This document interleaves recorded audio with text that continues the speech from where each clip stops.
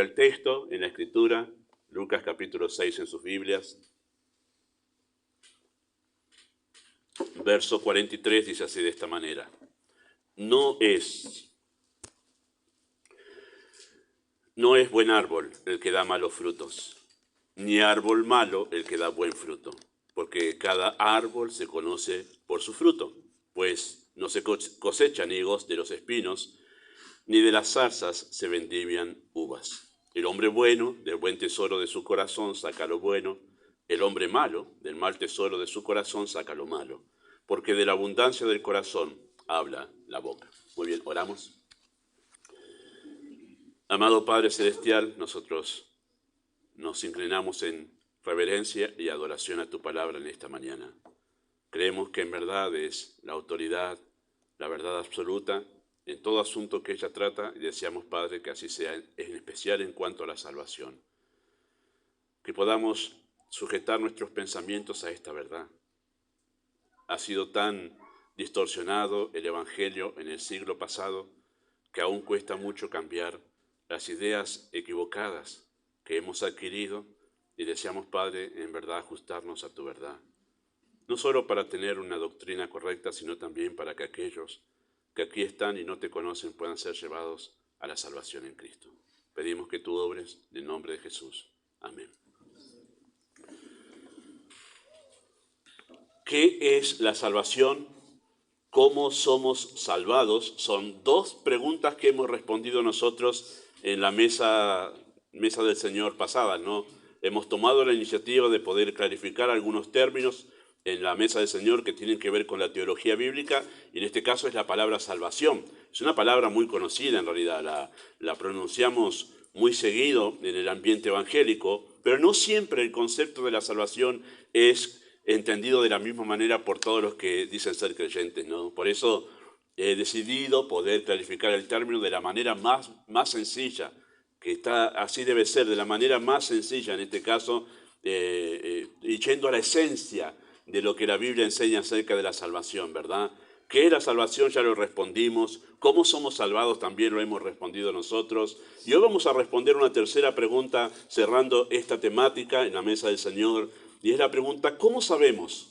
¿Cómo sabemos que somos salvos? Quizá podría haber puesto una pregunta más, pero se va a responder implícitamente, en verdad. ¿Podemos saber que somos salvos? ¿Es posible saber que realmente somos salvos? Bueno, eso se va a contestar por sí solo dentro de lo que vamos a ver nosotros, ¿sí? Aquí. Así que cuando empezaba a escribir esa pregunta dije, no, es como una redundancia. Así que vamos a dejarla aquí, esa idea implícita, porque vamos a notar claramente en el texto que sí es posible saber que somos salvados, ¿no? Yo acentúo eso porque sé que hay algunos, y me los he encontrado varias veces. Bueno, no sé, en realidad no es posible saber que somos salvos. Ya Dios dirá cuando estemos en su presencia quién va a ser salvo y quién no. Bueno, los textos que vamos a ver en esta mañana, vamos a notar que en realidad sí es posible saber que somos salvos. Pero ¿cómo? ¿Cómo sabemos que somos salvos? Es interesante que los entendidos en la materia, yo no soy uno de esos, ¿no?, con solo ver el tipo de hojas y la clase de tronco que tiene un árbol, pueden saber de qué árbol se trata. Y los admiro. Y están ahí viendo, esto es un ciruelo. No tiene la ciruela, pero eso es porque ya conocen cómo se forma. Bueno, pero para el resto de los mortales, sabemos, por ejemplo, que se trata de un manzano porque vemos las manzanas. Y no hay otra, no, pero mirá, manzanas. El árbol es de manzana, no hay otra manera, no hay otra conclusión a la que podamos llegar. No, pero vos sabés que yo lo percibo como un ciruelo. No, pero mirá, hay manzanas. Es un manzano, el manzano da manzanas, ¿sí? Una conclusión lógica sobre ese asunto, ¿verdad? Así que la expresión que vamos a decir nos ayuda mucho a poder clarificar esta temática de cómo sabemos que somos salvos. Los frutos son la evidencia inconfundible de la realidad del alma. Y esa fue la analogía que usó Cristo en ese pasaje que acabamos de leer. Por sus frutos los conoceréis, ¿sí? Por sus frutos conocerán si realmente se trata de un árbol de manzano, si es manzano o si es un ciruelo. Simplemente al ver los frutos, ¿sí? Según los pasajes que nosotros hemos examinado en las mesas del Señor anteriores, donde tratamos el tema, nosotros llegamos a la conclusión que la salvación es Liberación de la condena y del poder del pecado por medio de un sacrificio vicario. Hemos dedicado un mensaje para hablar de eso, ¿sí? Y también hemos observado en la mesa del Señor anteriores que somos salvos cuando respondemos apropiadamente al desafío del Evangelio. Eso también hemos visto nosotros en el mensaje anterior. ¿Cuál es el desafío del Evangelio? Bueno, el desafío del Evangelio es un llamado al arrepentimiento y a la fe en Cristo. Entonces, si de eso se trata la salvación, ¿no? Conforme a los textos que hemos visto nosotros. Entonces, si toda persona es salvada cuando responde en arrepentimiento y fe al desafío del Evangelio, lo que deberíamos nosotros buscar como fruto de esa salvación, si es que realmente ha sido salvada, lo que deberíamos observar es si hay qué cosa, si hay arrepentimiento y si hay fe. Si se trata de un manzano, esperaremos que de manzanas. Si se trata de un ciruelo, esperaremos que de ciruelas.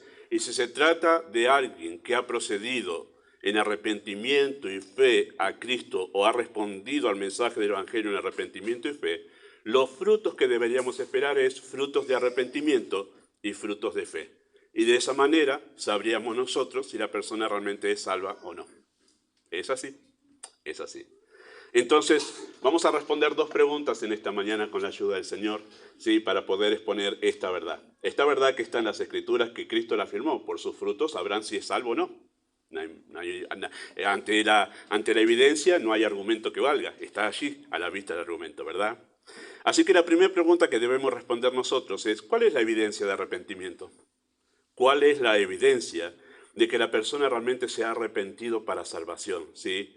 Bueno, podemos decirlo así, la evidencia de arrepentimiento, y me apelo a lo que ya estudiamos la última vez, ¿sí? Cuando hablamos del arrepentimiento, es un cambio radical en la actitud hacia el pecado y una firme resolución de abandonarlo. Eso es arrepentimiento en la expresión más básica y sencilla de la Escritura, ¿sí?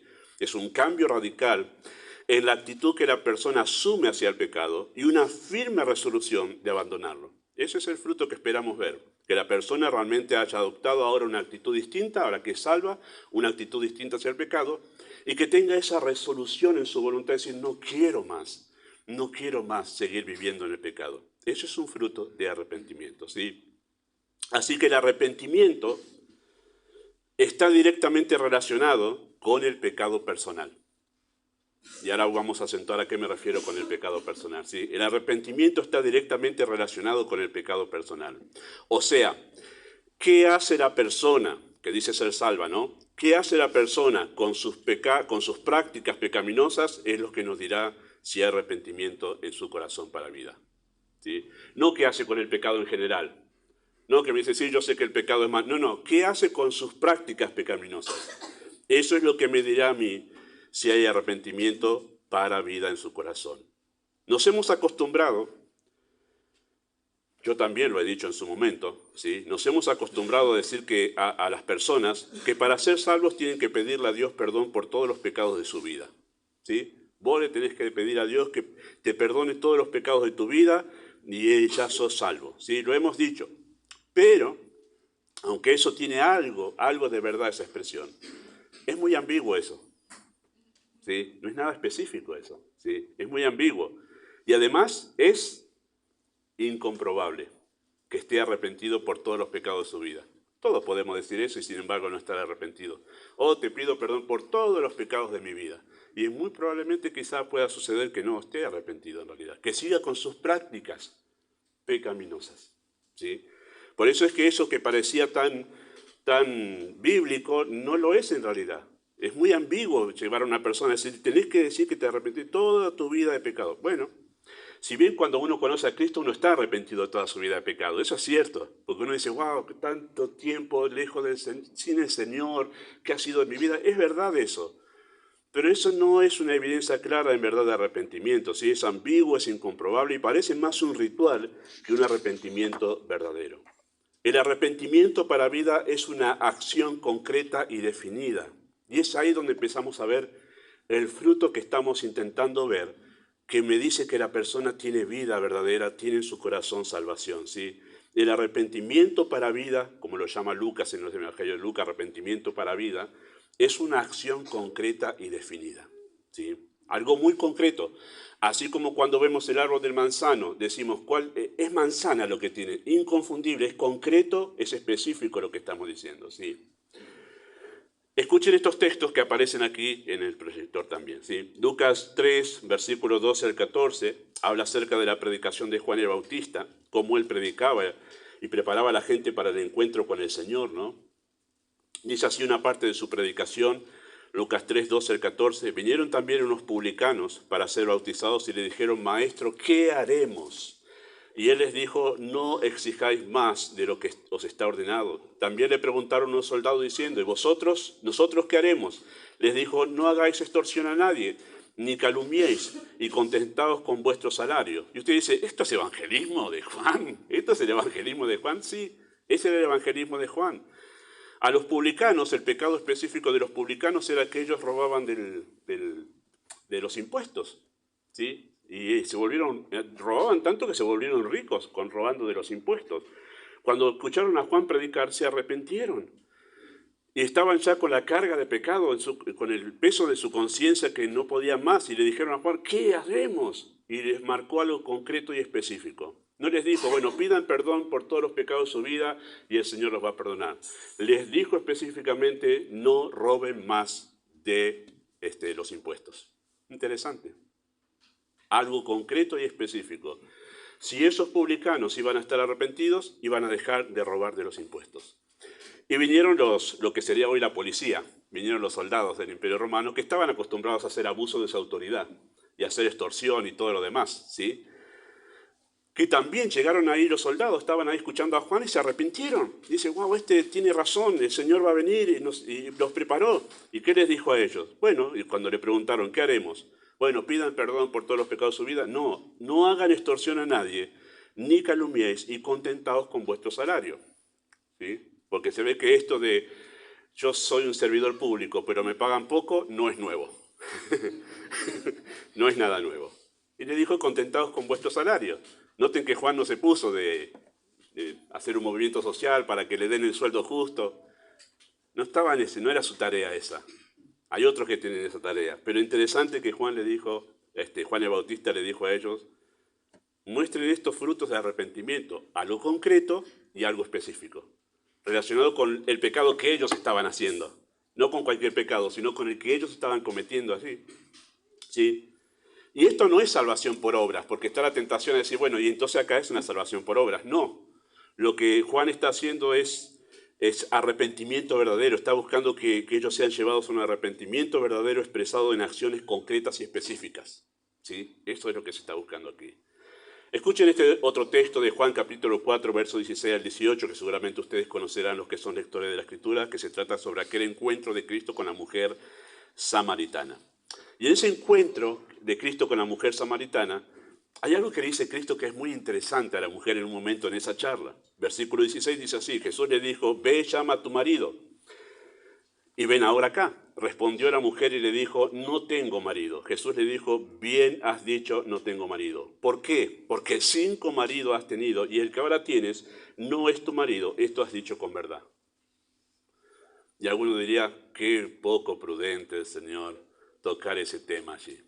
Los versos anteriores, no estoy por exponer ese pasaje, pero los versos anteriores, ¿qué le dijo a la mujer? Dame ese agua para que yo no... Ya el Señor la había llevado al punto de que ella quería ahora ser salva. Y por eso le pidió ese agua, que saciaba la sed permanentemente. Y entonces, ¿qué hizo Cristo? La llevó al arrepentimiento, para ver si realmente había fe verdadera en su corazón. ¿Y qué fue? ¿Con qué la confrontó a la mujer? Con su pecado, que era una mujer de moral débil, ¿no? Vamos a usar esas expresiones. Ustedes entienden lo que el texto dice, ¿verdad? Pero la confrontó con eso. Bien has dicho. Si la mujer hubiese ocultado esto, no es verdad. Yo no tengo marido, ¿eh? Si hubiese dicho eso, si hubiese tratado de ocultar su pecado, estaba claro que no había arrepentimiento en su corazón.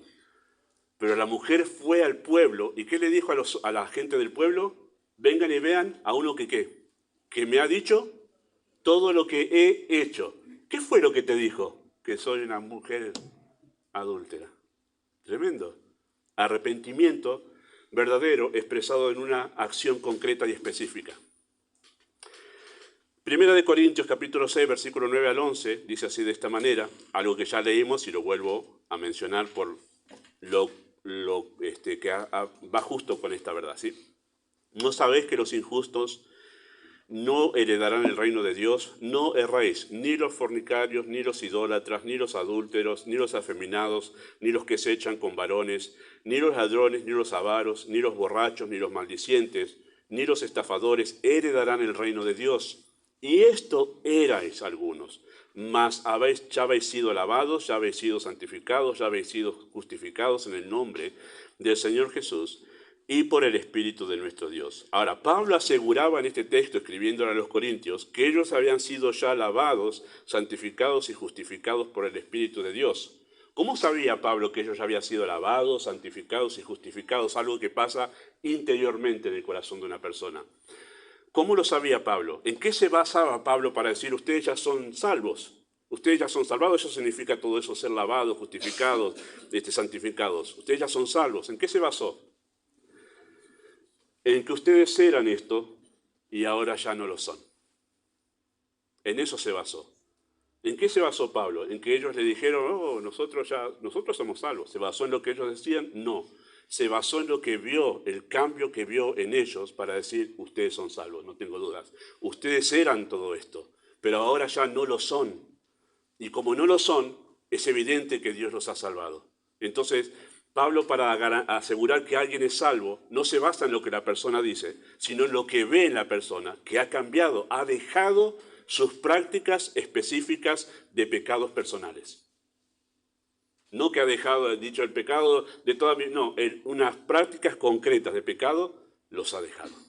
Y esa es la evidencia de arrepentimiento verdadero, ¿sí? Y ahora aclaro una vez más para poder despejar cualquier duda, ¿no?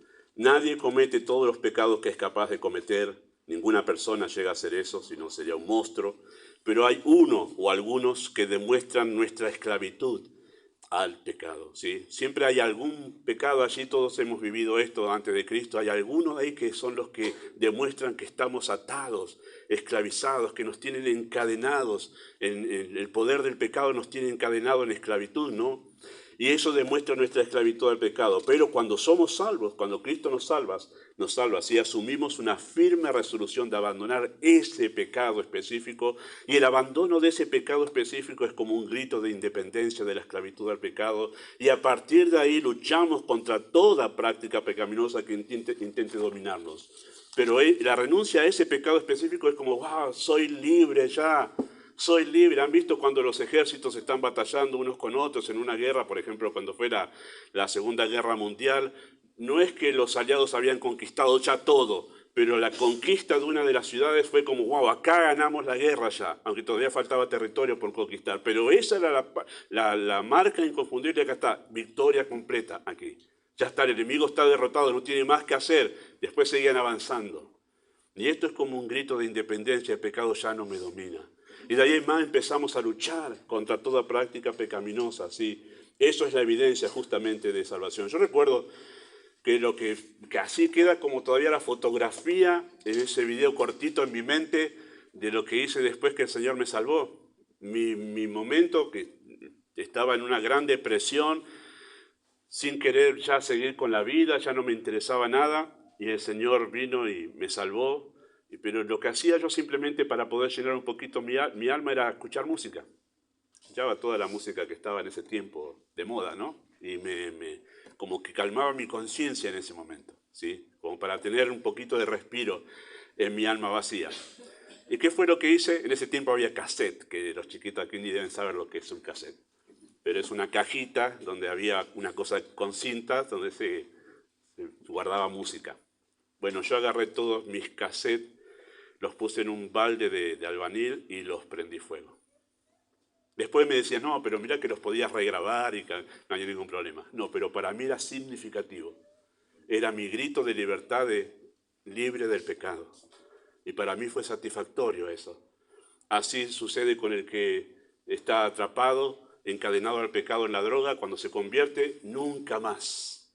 Nunca más. Y dice nunca más. Cada vez es significativo para él. como el que es alcohólico, como el que está atado a la pornografía, nunca más, dicen. Y ese es el grito de libertad, de que realmente hay fruto allí de arrepentimiento, ¿no? Que ya ha sido liberado de la esclavitud al pecado. Así que la evidencia de arrepentimiento es la renuncia al pecado personal. Esa es la evidencia de arrepentimiento. Seguramente los teólogos dirán, no, pero mirá que cuando vamos a la teología habla de que todo, bueno, un montón de otras cosas. Pero la evidencia, esa es la palabra aquí, la evidencia de que realmente hemos sido salvados es la renuncia al pecado personal. Dejamos de practicar eso que nos tenía atado y que nos impedía en realidad poder volcarnos a Dios de todo corazón. Ahora, esto es solo una parte, el arrepentimiento. El arrepentimiento es solo una parte de la evidencia de la salvación. La otra parte, ¿cuál es? La fe. Arrepentimiento y fe. Y las dos cosas tienen que darse para decir que alguien es salvado. Entonces la segunda pregunta es, ¿cuál es la evidencia de que hay fe en Cristo en el corazón de esa persona que dice ser salvada? ¿Cuál es la evidencia de que hay fe en Cristo? Bueno, ¿qué implica tener fe en Cristo? Para salvación es la verdad que cuesta asimilar. Es más difícil asimilar esto que la verdad sobre el arrepentimiento, creo yo. Quizá me equivoco. La gran mayoría lo concibe, a eso de fe, de decir yo tengo fe, concibe eso como un asentimiento verbal, ¿no? Usted se acerca a alguien y le pregunta, ¿tenés fe en Cristo? Sí, mucha fe. Toda la fe tengo en realidad. Y decimos, bueno, dijo que tiene fe, entonces debe tener fe. Nos hemos acostumbrado a tomar ese asentimiento verbal como la seguridad de que la persona tiene fe. Y más, lo hemos tomado para nosotros mismos, como que nosotros decimos, no, sí, tengo fe. Bueno, y nos convencemos a nosotros con nuestro propio dicho de que tenemos fe. Y nos hemos acostumbrado a eso como una especie, o decir que alguien tiene fe como cuando tiene una actitud positiva, ¿no? ¿Tenés fe? Sí, no, yo tengo toda la fe, voy para adelante en la vida. Y decimos, bueno, tiene la actitud positiva, debe tener fe. Pero en la Biblia nosotros vemos acciones concretas. Tal cual como el fruto del arrepentimiento, también en el fruto de la fe son acciones concretas. No es algo ambiguo. Manzanas, árbol de manzana, ¿sí? Y si hay fe, habrá fruto en acciones concretas que señalan que hay fe. Es lo mismo, de la misma manera. Noten lo que dice Mateo capítulo 11, verso 28 al 30, un pasaje muy conocido que también creo que está aquí expuesto, ¿verdad? ¿Sí? Ahí está, muy bien. Dice, venid a mí todos los que estáis trabajados y cargados y yo os haré descansar. Llevad mi yugo sobre vosotros y aprended de mí que soy manso y humilde de corazón y hallaréis descanso para vuestras almas. Porque mi yugo es fácil y ligera es mi carga. Sí, aclaro que este es un llamado a la salvación, ¿sí?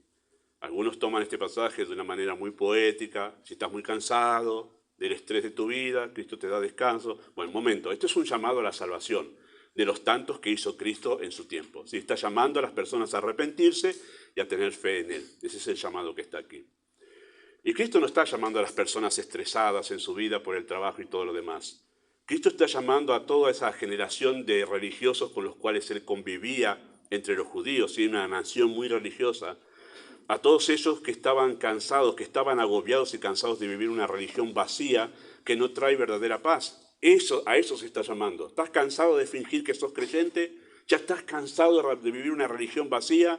Que por fuera te mostrás religioso, pero por dentro estás muerto en realidad, no hay vida. ¿Estás cansado de eso? Vení a mí. Yo te voy a dar la verdadera paz que tu religión no te da. Ese es el llamado aquí. Ese es el llamado. Esto lo predicamos, se acordará Axel y los jovencitos que predicamos esto en el campamento de jóvenes. Y el desafío que Cristo da para la salvación de esos cansados de vivir una religión vacía, hipócrita, ¿sí? Por fuera se muestran creyentes, pero por dentro están vacíos, están muertos en realidad. El llamado es, vengan a mí. ¿Cuál es el llamado? Es a colocarse bajo el yugo de Cristo. Dice colocarse bajo el yugo de Cristo, ¿sí? ¿Qué significaba colocarse bajo el yugo de Cristo? Pues dice, colóquense bajo mi yugo. Significa que Cristo estaba bajo un yugo. Mi yugo es un yugo. Ustedes recuerdan, los hombres de aquí de antaño y de campo ya saben lo que es un yugo, ¿sí? Pero lo explico para los que somos de la ciudad, ¿sí? Pero en el campo se acostumbraba a arar el campo utilizando bueyes antes. Hoy ya se usan máquinas, pero se usaban bueyes. Y había un buey, que era el buey viejo, el que ya sabía que cuando le ponían el yugo sobre su cerviz, entonces ella sabía que el trabajo debía ir derechito, porque el surco para arar la tierra debía ser derechito, y se ponía otro, el yugo era una madera que lo ataba y lo unía a otro yugo, a otro buey, perdón. El otro buey era el buey joven. Y para que el buey joven aprenda que tiene que ir derechito haciendo el surco, se lo ponía al lado de un buey viejo. Porque el buey joven quería sacar el yugo, se quería ir para otro lado, y para que no suceda eso, se lo ponía atado con el yugo al buey viejo. Y por más que él quisiera irse, rendía su voluntad a lo que el buey viejo le estaba enseñando, ¿sí? Derechito por el camino. Cuando Cristo utiliza la figura del yugo acá, está dando la idea, para esa gente era muy común entender esto, porque era una cultura agrícola, ¿sí? Estaba diciendo Cristo, vengan y pónganse bajo mis órdenes. Ese es el llamado a la salvación. Vengan y pónganse bajo mis órdenes, bajo mis directivas. Ese era el llamado de la salvación. Sumisos a sus directivas y sumisos a dejarse guiar por Cristo. Ese es el llamado de la salvación aquí. Ustedes están cansados de esa religión vacía, que solamente es apariencia, interiormente vacíos.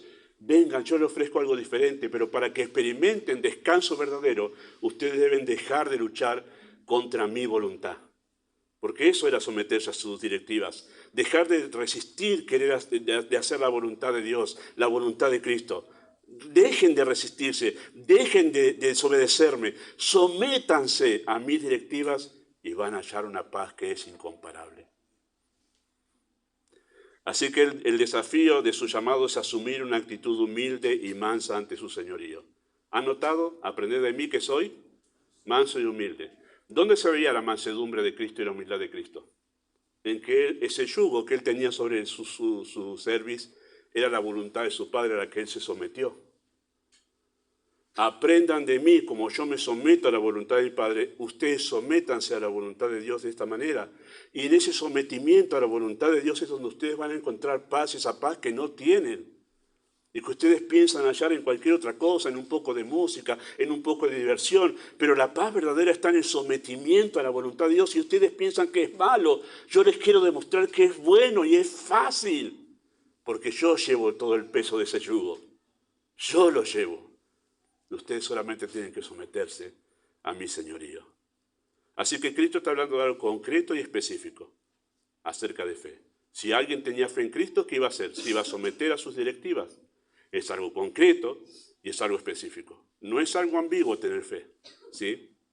Esto es fe en Cristo, una disposición a obedecerle, tal como un esclavo obedece a su amo. Así que si alguien decía tener fe en Cristo, iba a hacer esto. Se iba a poner bajo su yugo y en sus directivas.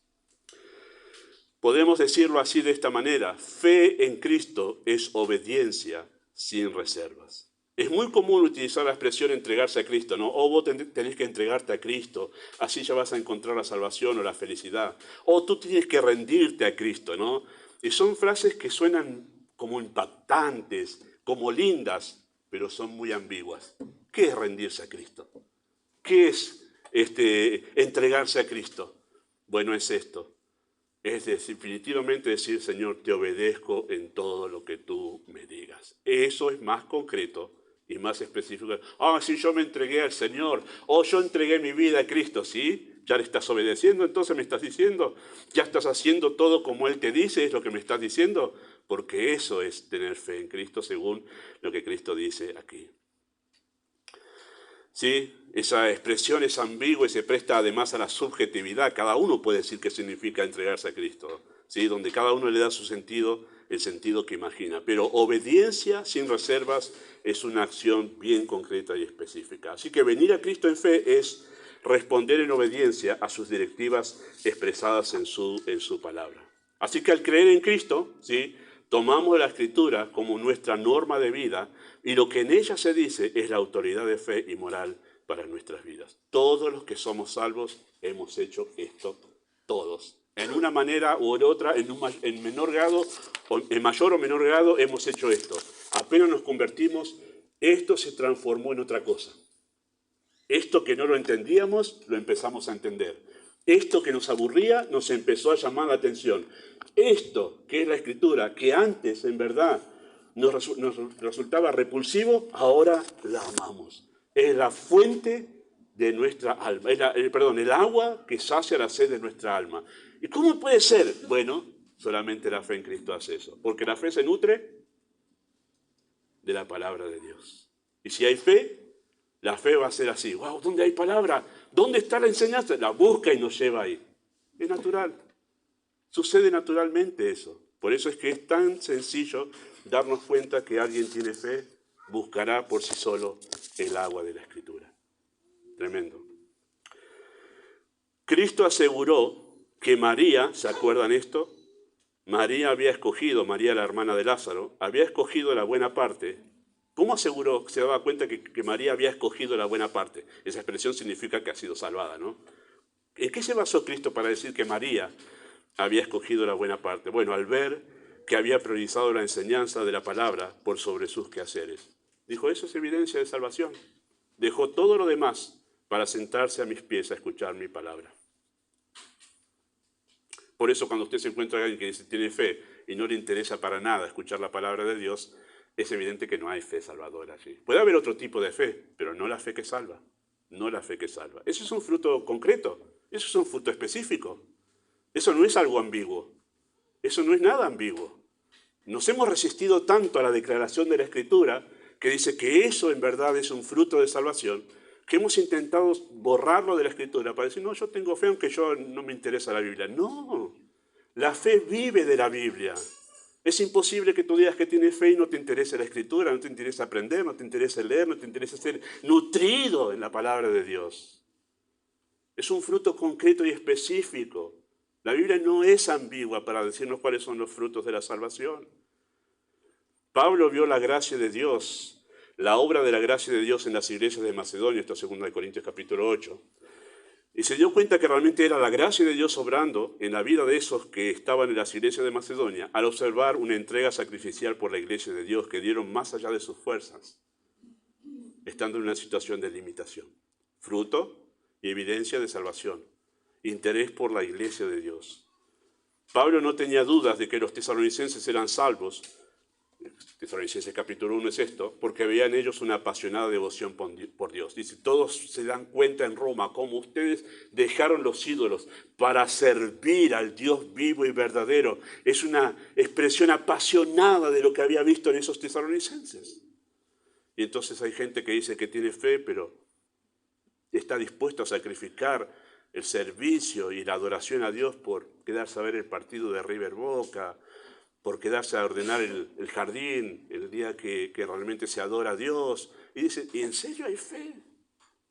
La fe busca a Dios porque la fe viene de Dios, no viene de nuestro corazón. La fe viene de Dios y lo busca a Él. Y cuando está en nosotros nos impulsa a buscarlo a Él. El alma no se puede resistir porque hay algo que lo lleva a eso. Es la fe. Es la fe. Es algo concreto y es algo específico. ¿Sí? Y Cristo se refirió a una acción concreta al cuestionar la fe de aquellos que lo seguían. ¿Se acuerdan? ¿Por qué me llaman Señor, Señor? Y no hacen lo que les mando. Algo concreto y algo específico, como una evidencia de la fe. ¿Sí?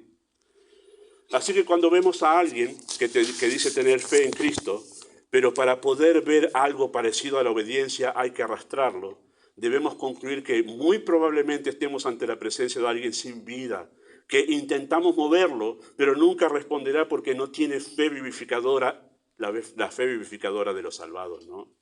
La fe se hace evidente en una disposición de obediencia o de obediente sumisión a Dios, o sea, es una actitud de obediencia a su palabra. Esto que acabo de decir, para alguien que no es creyente, es una locura. Oh, no, son déspotas. Oh, no, eso en realidad es legalismo. Pero para el que tiene fe dice, sí, tiene razón. La Escritura tiene razón. Es así. Es lo que me pasa en mi alma. Mi vida está entregada en obediencia al Señor como soy su siervo. No tengo problema de decir que soy su esclavo. Y lo que Él me pida, estoy dispuesto a hacerlo. Pero para el que no tiene fe, esto es una locura, eso es legalismo. El rechazo al pecado sin fe es moralismo. Por eso dije que tienen que ir las dos cosas juntas.